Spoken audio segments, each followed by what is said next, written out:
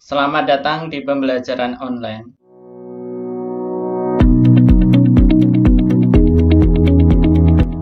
Pada kesempatan ini kita akan melanjutkan kuliah silvikultur, membahas silvikultur sebagai ilmu terapan. Ini adalah topik bahasan yang akan kita pelajari pada kesempatan ini. Yang pertama, nanti kita akan membahas tentang definisi dan pengertian silvikultur, kemudian kedudukan silvikultur dalam pengelolaan hutan, kemudian silvikultur sebagai aplikasi dari ekologi, kemudian kita akan membahas tujuan dari silvikultur, kemudian yang terakhir kita akan membahas silvikultur dan tantangan yang dihadapi. Sebelum kita mulai pembelajaran kita, mari kita simak video tentang penerapan silvikultur berikut ini.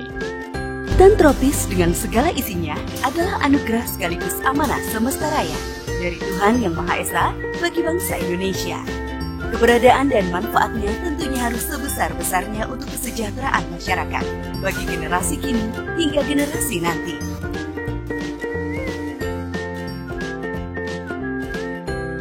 Kebijakan pemerintah Indonesia, dalam hal ini Kementerian Lingkungan Hidup dan Kehutanan, kini terus mendorong para pemegang IUP HHK-HA atau HPH untuk menerapkan silvikultur unggul melalui kegiatan pemanenan yang ramah lingkungan atau RIO, serta teknik silvikultur intensif untuk meningkatkan produktivitas areal hutannya sehingga kayu melimpah rakyat Sumringah. Dengan real, pemanenan hutan yang sebelumnya limbah tegakan tinggal di hutan mencapai 50%, kini terpangkas hingga 30 bahkan 25%. Pemegang IUP HHK-HA atau HPH yang melaksanakan real dalam pemanenan dapat meningkatkan produksi kayu bulatnya hingga 10% bahkan 20%. Dan penerimaan negara yang berasal dari PSDH dan DR bertambah. Dengan keuntungan perusahaan yang meningkat, perusahaan dapat berperan dalam peningkatan kesejahteraan masyarakat dan pembangunan daerah. Sementara SILIN adalah teknik silvikultur intensif yang bertujuan untuk meningkatkan produktivitas hutan. Sebelumnya dengan sistem silvikultur TPTI, tebang pilih tanah Indonesia, peningkatan produktivitas hutan alam sangat lambat. Potensi kayunya hanya 30 meter kubik per hektar. Dengan diterapkannya teknik silvikultur intensif pada hutan alam, produktivitas hasilnya meningkat menjadi 120 meter kubik per hektar.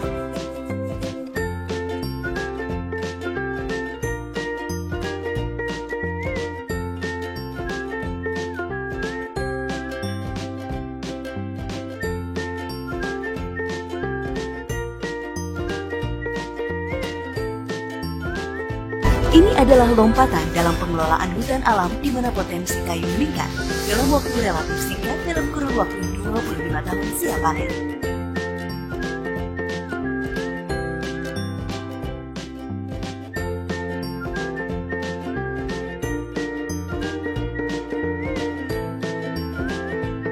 Metode teknik silvikultur intensif berbasis pada 3 pilar, yaitu pembangunan hutan tanaman dengan jenis terpilih, dan kemudian melakukan pemuliaan jenis. Elemen manipulasi lingkungan bagi optimalisasi pertumbuhan pohon, yaitu kesesuaian jenis dengan tapak tumbuh. Elemen pengendalian hama dan penyakit tanaman secara terpadu. Berdasarkan hasil penelitian, bibit tanaman unggul setempat yang dikembangkan jenis meranti,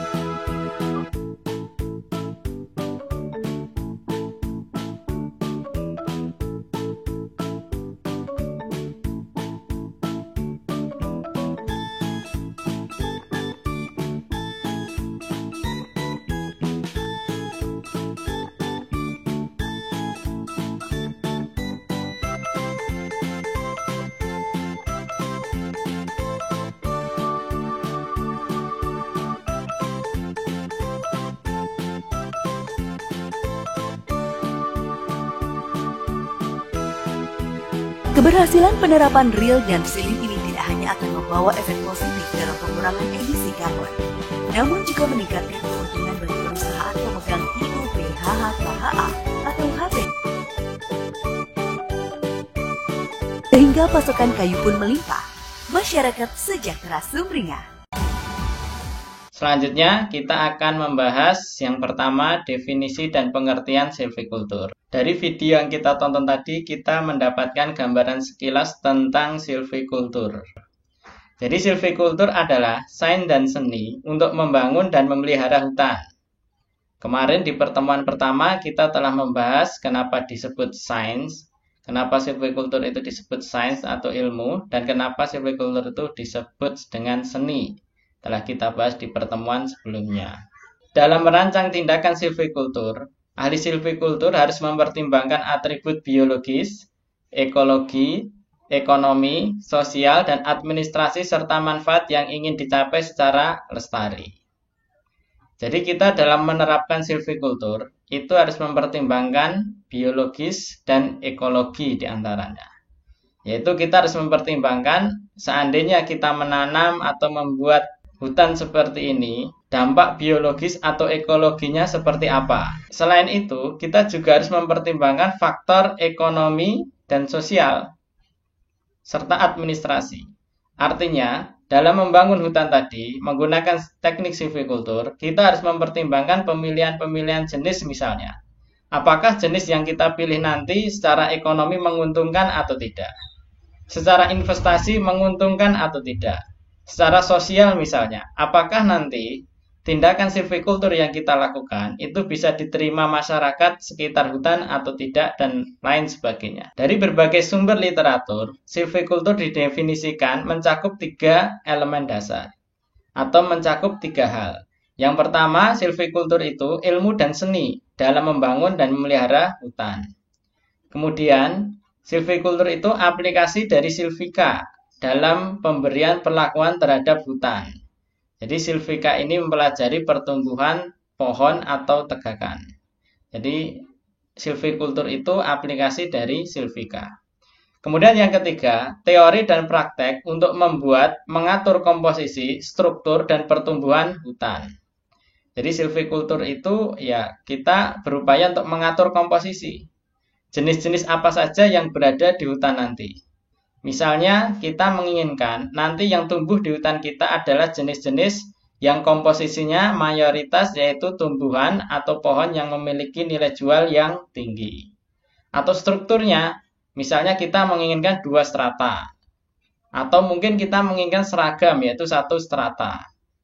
Jadi silvicultur itu adalah teori dan praktek untuk mengatur komposisi, struktur, dan pertumbuhan hutan.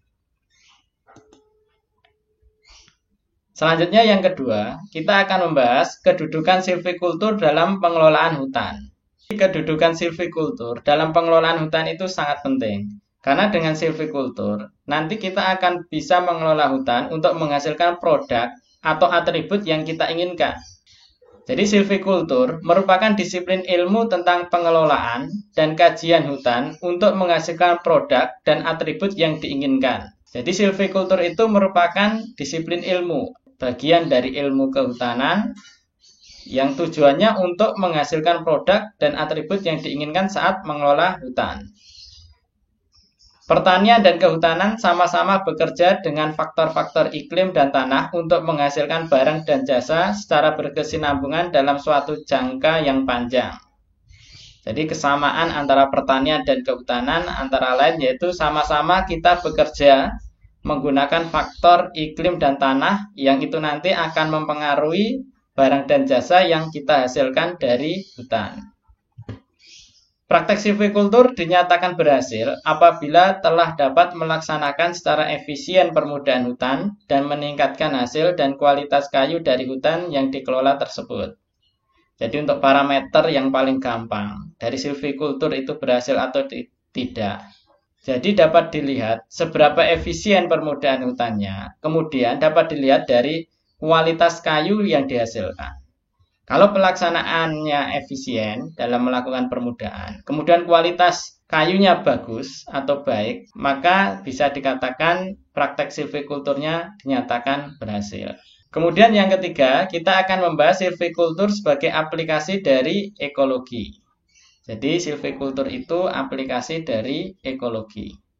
Semua tindakan dan praktek-praktek silvikultur sebenarnya didasarkan pada hubungan antara pertumbuhan, penyebaran, dan produktivitas pohon-pohon dan lingkungannya yang merupakan kajian ekologi.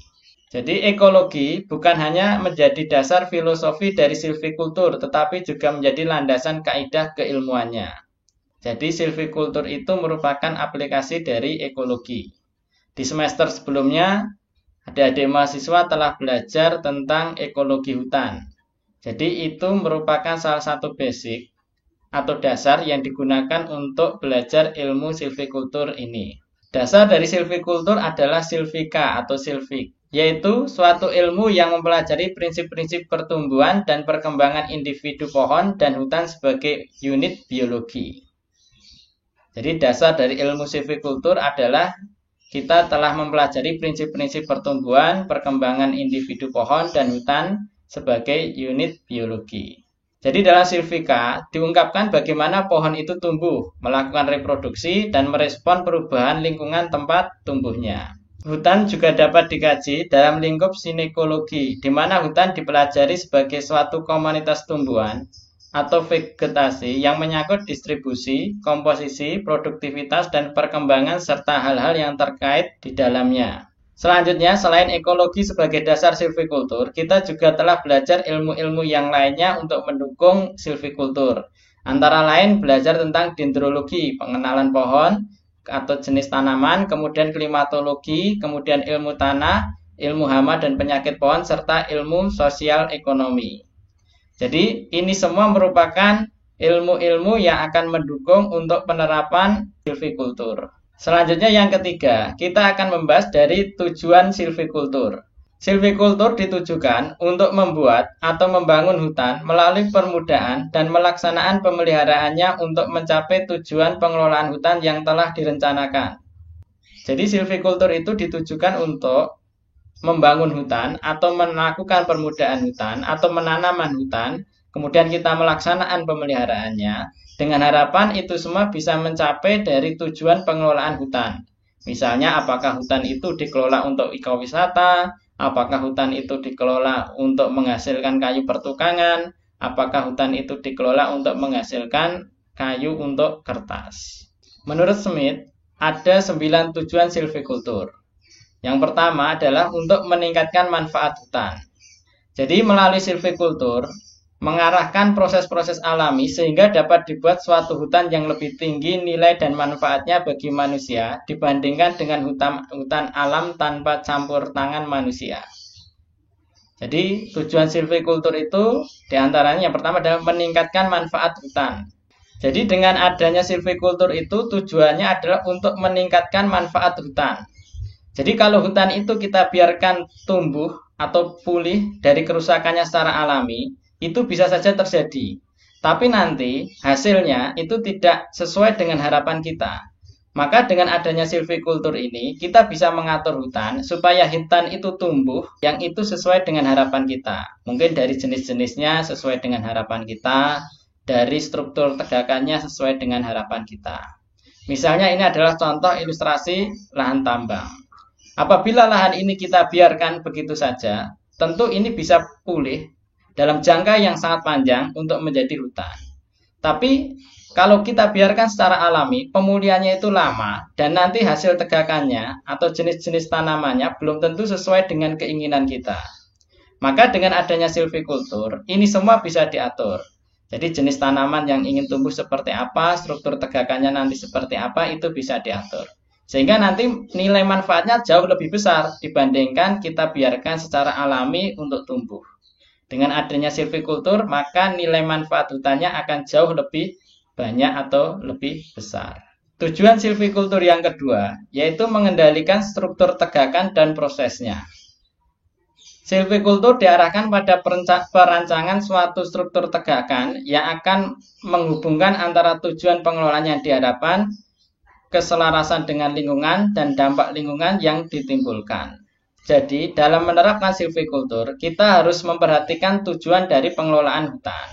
Misalnya, kalau tujuan pengelolaannya hutan adalah pemanenan hasil hutan, misalnya pemanenan hasil hutan kayu, tentu silvikulturnya harus menyesuaikan. Misalnya, memilih jenis-jenis kayu atau memilih jenis-jenis tanaman yang memiliki nilai jual tinggi.